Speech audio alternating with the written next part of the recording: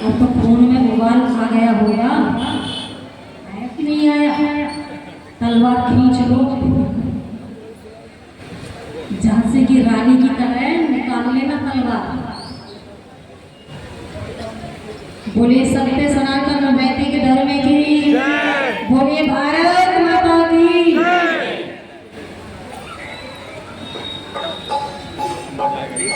आइए सभी सीधे बैठेंगे। वैसे तो अब तुम्हें जगाने की आवश्यकता है नहीं, खूब जगाइए।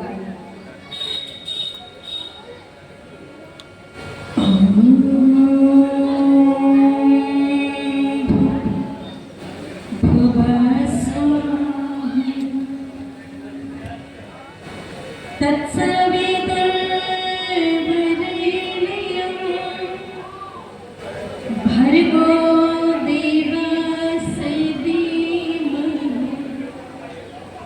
धियो यो नः प्रचोदयात्। स्वस्ति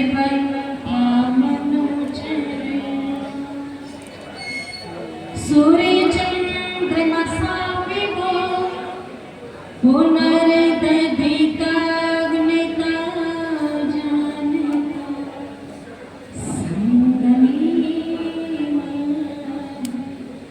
शन्नो मित्रः शम्बरो शन्नो भवतु वरेण्यं शन्नो इन्द्रो बृहस्पतिः शन्नो विष्णुरुक्रमः शन्नो विष्णुरुक्रमः। जब तक के यहाँ पे मित्रों आर्यों का राज था, कोहिनूर हीरा जड़ा हुआ, ये तेरे सर पर ताज था। काम जब बोलते हुए उल्टा जमाना हो गया, इसीलिए प्यारा वतन दुख का खजाना हो गया, दुख का खजाना हो गया। ओम शांति शांति शांति। आइए सभी मिलकर के भजन का आनंद उठाएंगे। देखो ये देश भारत कितना महान है, देखो ये देश भारत कितना महान है। दुनिया में सबसे ऊंची भारत की शान है, दुनिया में सबसे ऊंची भारत की शान है। देखो ये देश भारत कितना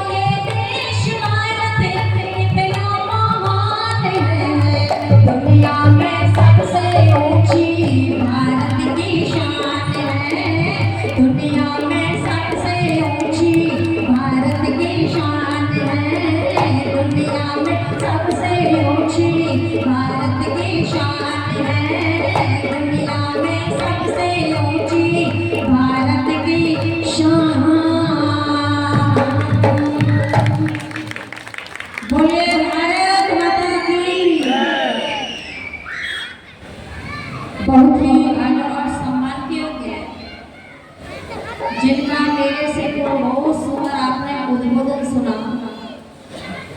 आर्य जगत के बहुत उच्च कोटि के विद्वान क्रांतिकारी वक्ता पूज्य आचार्य बलियो विश्वनाथ जी, और जिनका मेरे पश्चात बहुत सुंदर सा उद्बोधन सुनोगे आर्य जगत के बहुत उच्च कोटि के विद्वान पूज्य आचार्य हरिशंकर अग्निहोत्री जी, गुरुकुल की ब्रह्मचारिणी आचार्य अंजलि आर्य जी, आर्य समाज के समस्त पदाधिकारीगण, सभी धर्म प्रेमी सज्जनों, पूजा में वंदना की योग्य मात्र शक्ति, सभा का कुशलता से संचालन करने वाले संचालक, सभी सम्मानित जन, आइए मैं थोड़े से विचार आपके मध्य में रखती हूँ। बहुत सुंदर सी चर्चा आपने सुनी है, जोश वोश भी खूब आया है। आ रहा था कि नहीं आ रहा था? आप भी खुश हो रही, खूब जोश आया है, पर इसको बरकरार करना आज नहीं, जब तक जिंदे रहो तब तक बरकरार रखना आवश्यकता पड़ेगी इसकी। कह रहे थे हम गांधी जी के विषय में, क्या कह रहे थे? उन्होंने कहा अहिंसा का पाठ पढ़ाया, पढ़ाया कि नहीं पढ़ाया? अहिंसा का पाठ पढ़ाया। उन्होंने कहा कोई एक गाल पर थप्पड़ मारे तो, हाँ देखो उत्तर दे रहे हैं, सबको मालूम है।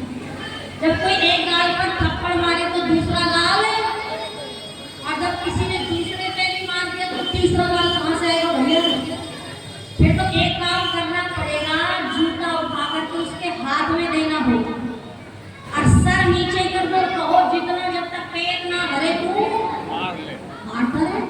यही होगा कि नहीं होगा? पर यहाँ देखो वेद नहीं कहता है, अभी बता के गए हैं ना, अहिंसा है क्या? अहिंसा ये नहीं है कोई मेरी बहन बेटी की तरफ बुरी दृष्टि डाले, कोई मेरी जमीन की तरफ बुरी दृष्टि से डाले, कोई मेरे देश की तरफ बुरी दृष्टि डाले, कोई मेरे गौरव को काटे, कोई मेरी जमीन को छीने, ईमानदारी से बताइए उस समय क्या करना चाहिए? अहिंसा परमो धर्म का पालन करना चाहिए क्या? क्या करना चाहिए? जो वेद कहता है, वेद कहता है, वेद नहीं कहता, वेद क्या कहता है? इसकी तो देखो महर्षि पतंजलि भी कह रहे हैं, जो अष्टांग योग की बात कर रहे हैं, पहले ही बता दिया है ना, अहिंसा वो हम भी करते हैं, अहिंसा का पालन, लेकिन वो इस तरह की अहिंसा नहीं, वैदिक अहिंसा होनी चाहिए। वैदिक कौन सी होनी चाहिए? वैदिक होनी चाहिए। जब कोई दुष्ट आतंकवादी, कोई भी पापी दुष्ट हमारी बहन बेटी या भूमि की तरफ, राष्ट्र की तरफ बुरी दृष्टि से देखे, वो कहते हैं तो वीरों को खड़े हो जाना चाहिए और कमर कस के, लंगोट कस के उन पे कूद पड़ना चाहिए, भेड़ियों पर, जितने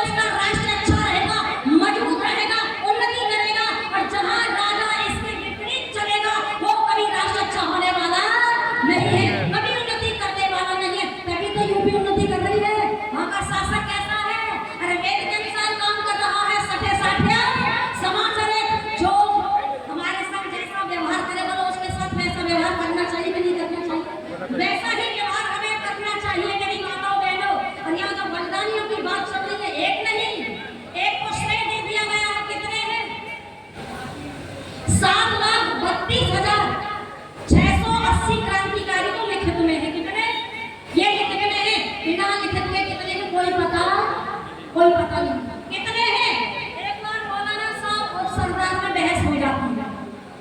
मौलाना साहब कहते हैं हमारे लोगों ने ज्यादा बलिदान दिया, सरदार कहता हमारे लोगों ने ज्यादा बलिदान दिया। अच्छा फैसला कैसे हो, किसने ज्यादा बलिदान दिया, किसने दिया, कैसे फैसला हो? तो दोनों की दाढ़ी होती है। सरदार ने कहा एक काम करो, एक दाढ़ी का बाल उखाड़ो और एक शहीद को गिना दो, ठीक है। अब मौलाना क्या करता है, सरदार की एक दाढ़ी का बाल उखाड़ता है और उखाड़ करके कहता है अस्तागफिरुल्लाह खां। सरदार भी क्या करता है, मौलाना की दाढ़ी का बाल उखाड़ा और उखाड़ करके कहा सरदार भगत सिंह। मौलाना ने दूसरी दाढ़ी का बाल उखाड़ा, उखाड़ करके कहा अब्दुल हमीद। सरदार के दो बाल उखड़ गए। दो बाल उखड़ते ही सरदार परेशान हो गया, बेचैन हो गया, सोचने लगा एक एक बाल से बात बनने वाली नहीं है। वो कान खोल करके सुन लेना, जो कहते हैं ना देती हमें आजादी बिना खड़क बिना ढाल, साबरमती के संतों ने। कान खोल करके सुनो क्या कहा है। जब लगा एक एक बाल से बात बनने वाली नहीं है, मौलाना की पूरी दाढ़ी को पकड़ लिया और पूरी दाढ़ी पकड़ के झटका मार करके कहा जलियांवाला बाग। अरे जितने शहीद जलियांवाले बाग में हुए थे शायद मौलाना की दाढ़ी भी ना हो।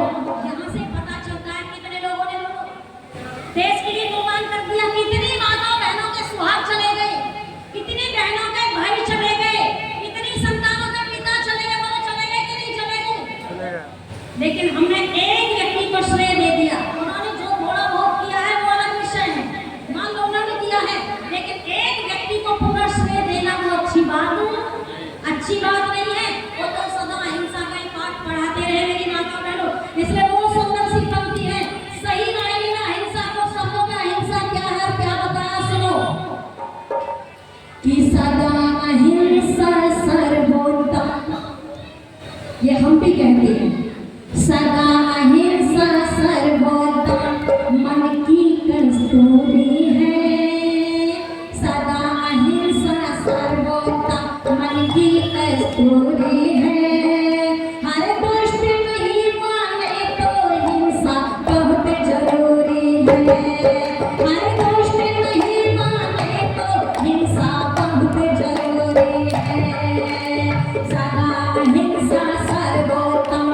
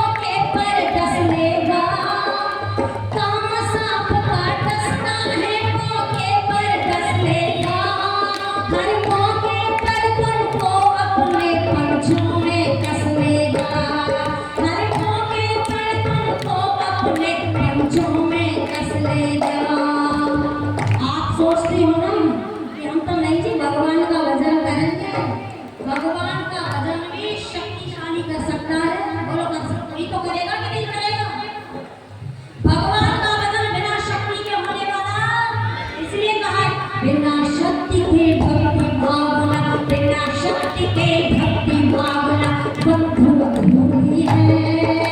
बिना शक्ति के भक्ति भावना बंधु अधूरी है। हर कष्ट नहीं माने तो हिंसा बहुत जरूरी है। हर कष्ट नहीं माने तो हिंसा बहुत जरूरी है। सदा अहिंसा सर्वोत्तम, सदा अहिंसा सर्वोत्तम, मन की कस्तूरी है। हर कष्ट नहीं माने तो हिंसा बहुत जरूरी है। हर कष्ट नहीं माने तो हिंसा बहुत जरूरी है। हर कष्ट नहीं माने तो हिंसा बहुत जरूरी है। हर कष्ट नहीं माने तो हिंसा बहुत जरूरी है। रातों में भूख कभी रातों से आने वाले नाथ की भाषा जो जानते, योगी जी भी जिस भाषा में जो जानता ना वो उसी घोड़े अपने कभी उसी का इलाज वैसे कर देते। वही होना चाहिए कि वही और ये जिम्मेदारी किसकी है? सुनो, ये हमारी है, आपकी है, सबकी है। सबकी जिम्मेदारी है। अकेले योगी जी कुछ नहीं करेंगे, अकेले मोदी जी कुछ नहीं करेंगे। हम इस राष्ट्र के लिए, हम इस राष्ट्र के लिए, इस भूमि के लिए क्या कर सकते हैं वो हमें अपनी देखनी होगी, अपने अंदर झांकना होगा कि मैं क्या कर सकता हूँ। अभी बताया ना, जब मेरा घर है, ये मेरी भूमि है, सब बता दिया, समझ में आ गया। तो इसके लिए मेरा क्या योगदान है, मैं क्या कर सकता हूँ। तो अभी बताया ना क्या करना है, आपका कर्तव्य है। इनका तो है ही है, इनका तो है ही, और आपका सबसे पहला कर्तव्य है। सबसे पहला कर्तव्य आपका है मेरी माताओं बहनों। आप चाहो राष्ट्र को ऊपर उठा सकती हो। कैसे? 25 संतानों को, वीर योद्धा संतानों को जन्म देकर के बोलो आप उठा सकती हो। 25 संतानों का निर्माण करो। वह कैसे करना होगा? और वो जज्बा आपके अंदर था। देखो शाहजहांपुर यूपी में पड़ता है, शाहजहांपुर वहाँ कार्यक्रम चल रहा था जैसे यहाँ कार्यक्रम चल रहा है। शाहजहांपुर के अंदर बैठे हुए सन्यासी मंच पर एक बात कह रहे हैं, माताओं बहनों एक एक बेटे का दान दो। क्या कहा? एक एक बेटे का दान दो। देश गुलामी की जंजीरों में जकड़ा हुआ है, एक एक बेटे का दान दो।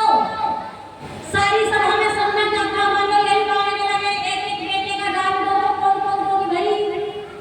बोले बहन जी कैसी बात करते हैं, एक ही तो बेटा है, एक ही बेटा है, उसे भी दान में दे देंगे राष्ट्र के लिए तो हमारे पास क्या रहेगा।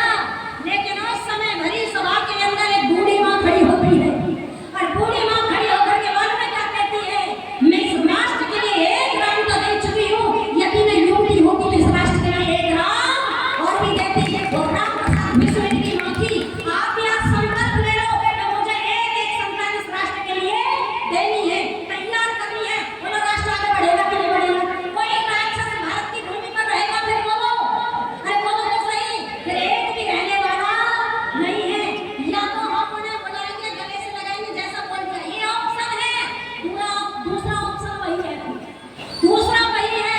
इसमें मेरी माताओं बहनों जागने की आवश्यकता है। और आप ऐसे मर गए तो बहुत जल्दी जल्दी से समय जा रहा है, ज्यादा समय नहीं है। और मैं जल्दी जल्दी से बताऊं, उनके इतिहास हैं। अगर मैं आपके बीच में इतिहास रखूं तो बहुत लंबा हो जाएगा, लेकिन एक घटना फिर भी मुझे याद आती है, मैं इसलिए कह रही हूं, आप जैसा चाहो बना सकते हो। और बनाने के लिए महर्षि स्वामी दयानंद ने दिया है। क्या दिया है महर्षि स्वामी दयानंद ने? संस्कार निधि दिए है महर्षि स्वामी दयानंद ने। और वो दो माताओं ने तैयार करके वो राष्ट्र के लिए दिया था कि नहीं दिया था? तैयार करके राष्ट्र के लिए अपने एक एक बेटों को भी दिया था। और एक नहीं, ऐसी माँ है जिनके 3 बेटे हैं और तीनों बेटों को इस राष्ट्र के लिए आहुत कर दिया। अच्छा मैं आपसे पूछने लगूं, एक परिवार ऐसा कौन सा जिसमें तीनों प्रधानमंत्री बने? कौन सा है?